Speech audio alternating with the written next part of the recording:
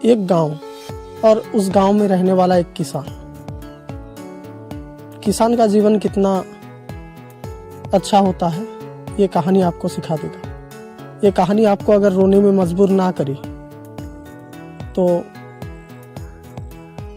आपके दिल में वो जगह नहीं है किसान के लिए, जो कि किसान हमारे लिए जी जान लगा करके कुछ अन्न उत्पन्न करता है। कुछ नहीं, वही कुछ अन्न ही हमारा जीवन को जीवन प्रदान करता है। तो सुनिए कहानी कुछ इस तरह है कि कहानी बोला लेकिन कहानी नहीं है, यह एक जीवंत घटना है। एक गांव में एक किसान रहता था। वो किसान चाहता था कि अपने घर को घर बनाए रखने के लिए, अपने परिवार को परिवार बनाए रखने के लिए, अपने घर का जो जमीन था, जो पूर्वज उसके लिए छोड़ के गए थे, उसमें वो खेती का काम करना चाहता था। लेकिन किसान का हालत इस तरह बिगड़ चुका था कि उसके पास अनाज खरीदने के लिए भी पैसा नहीं था।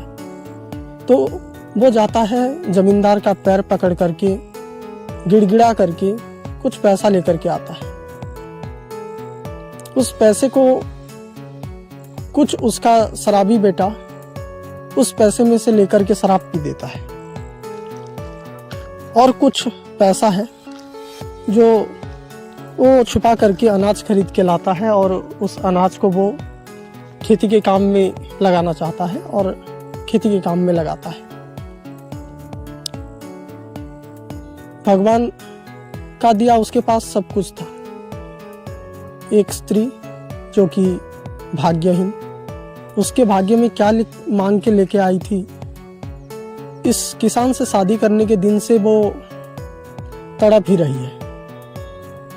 एक बच्ची, उस किसान के घर में एक बेटा और एक बेटी पैदा हुए थे। बेटी का भाग्य इस तरह से भगवान लिखे थे कि वो पढ़ाई भी नहीं कर सकी और घर में चूल्हा चौका में लग गई है। बेटा जो कि कुलांगार कहा जाता है, कुल का अंगार, शराबी निकला।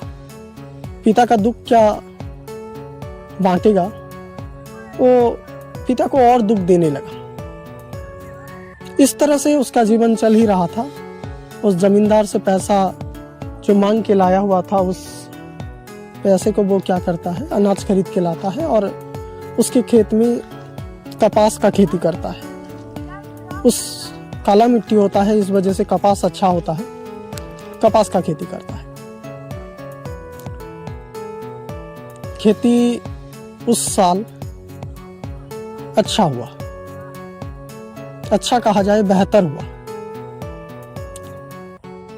ये देखे जो जमींदार था, वो जमींदार पहले ही बोल दिया है कि आपका जो पैसे का लगान है वो मतलब 3 गुना लूंगा। जिस पैसा मैं जितना दिया हूँ उस पैसे का मैं 3 गुना लूंगा।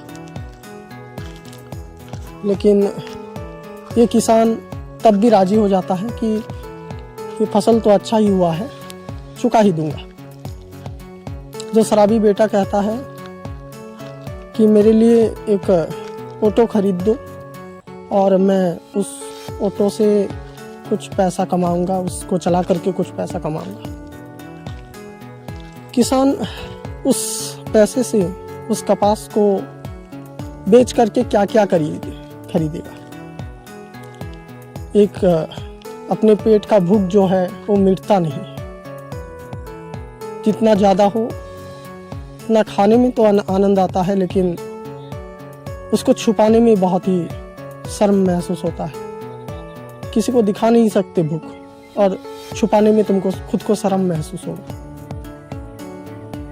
इस तरह से उसका दिन चल रहा था। एक दिन ऐसा आया, आज का दिन ऐसा था कि कपास का कटाई होने वाला था और कपास का कटाई भी खत्म हो चुका है। जब कपास का कटाई खत्म हो चुका है, उस पेड़ में से जितना भी कपास निकला है, उस कपास को लेकर के वो मंडी में चला जाता है किसान। उस किसान का भाग्य देखिए, भगवान जिसको दुख देता है बहुत ही ज़्यादा दुख देता है। और जिसको सुख लिखा हुआ है, जिसके भाग्य में, ना बोलिए कि उसको सुख ही मिलता रहेगा। अब वो किसान क्या किया, उस कपास को लेकर के मंडी में चला गया। मंडी में जैसे ही जाता है, देखता है, अपना ट्रैक्टर लेकर के वहाँ पे रोक दिया और देखा कि स्ट्राइक रख दिया गया है उस मंडी में, क्योंकि कपास का रेट इतना गिर गया है। उस रेट को बढ़ाने के लिए किसान लोग स्ट्राइक किए। उस शराबी बेटा उसके पास जाकर के क्या खड़ा होगा, ये शराब पी पी करके एकदम अपने धुन में है। अब क्या है, क्या बचा है उस किसान के पास? उस ट्रैक्टर के पास कड़कती हुई धूप में उस ट्रैक्टर के नीचे सोया हुआ है। उस पल का दृश्य को आप मन में विचारिए, कैसा लग रहा होगा उस किसान को। तब उस शराबी बेटे का नशा उतरता है और वो शराबी बेटा जाकर के खाना लेकर के जाता है। उसके मम्मी जो खाना बनाए थे, उस खाना को लेकर के जाता है और पापा को बोलता है कि आप घर में जाइए, मैं इस ट्रैक्टर का देखभाल करूंगा, जब तक स्ट्राइक खत्म ना हो तब तक मैं वो ट्रैक्टर के पास बैठा रहूंगा। वादा तो कर दिया, लेकिन निभाएगा कैसे? पापा उस खाना को खाते हैं और घर के लिए रवाना हो जाते हैं। घर मिनिमम भी 10 से 15 किलोमीटर के आसपास था। जब घर में जाते हैं, खाना खा के आराम से चैन की नींद, थोड़ा सोऊंगा बोल करके सोचते हैं, तभी ही भगवान का बारिश, जिस बारिश एक किसान को बड़ा बना सकता है, वो बारिश आज किसान को डुबाने के कगार पर खड़ा हुआ है। बारिश इतना जोरों शोरों से हो रहा था कि बोला नहीं जा सकता। और जो बेटा वादा किया था कि आपका खेती से उगाया हुआ जो कपास है उसको मैं सुरक्षित रखूंगा, वो बेटा आज मधुशाला या शराब खाना जिसको कहते हैं, वहाँ पे जाकर के धुन में मस्त है, व्यस्त है। पापा इधर फ़ोन पे फ़ोन लगाए जा रहे हैं, लेकिन बच्चा है कि फ़ोन उठाने का नाम ही नहीं ले रहा है। अब इतने में पापा उसी 10 किलोमीटर बाइक से ट्रैवल करते हैं। कड़कती हुई धूप होता तो चल जाता, लेकिन ये झनझनाता हुआ बारिश है। आंखों में पानी गिर रहा है, बदन पर जो कपड़ा है वो पूरी तरीके से गीला हो चुका है। कपड़ा तो गीला होगा, उसमें कोई बाधा नहीं है, लेकिन वो मन का जो आंसू है, जो आंखों का आंसू है, वो बारिश में मिल जा रहा है। नहीं बोला जा सकता उस किसान का दुख कैसा होगा। जैसे ही जाकर के देखता है, उस ट्रैक्टर में कपास पानी में पूरी तरीके से गीला हो चुका है और आसपास में कोई नहीं। जितने भी किसान का ट्रैक्टर एक साथ लगा हुआ था, वो किसान सब अपना ट्रैक्टर लेकर के चले गए हैं। ये बच्चा जो है शराब पी करके एकदम मस्त है, व्यस्त है। किसान रोता रोता उस ट्रैक्टर के पास बैठा है। सुबह जब शराब का नशा उतरता है, बच्चा आकर के देखता है ट्रैक्टर पूरी तरीके से गीला हुआ है। उधर बैठ करके रोता है बच्चा, लेकिन अब रोने से क्या फायदा। पापा अपने घर की राह लेने के लिए सोचे, लेकिन घर में जाने से बोलेंगे क्या, देखेंगे क्या, सोचेंगे क्या। इस तरह से होते होते वो किसान जाकर के अपने खेती में ही एक पेड़ होता है, वो पेड़ में जाकर के फंदा दे करके अपना जान गंवा देता है।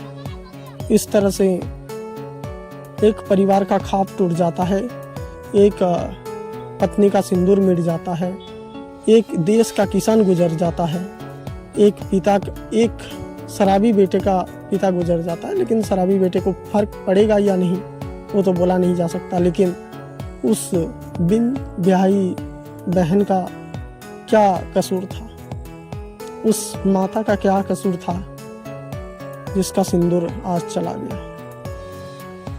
एक परिवार उजड़ गया, एक किसान चला गया।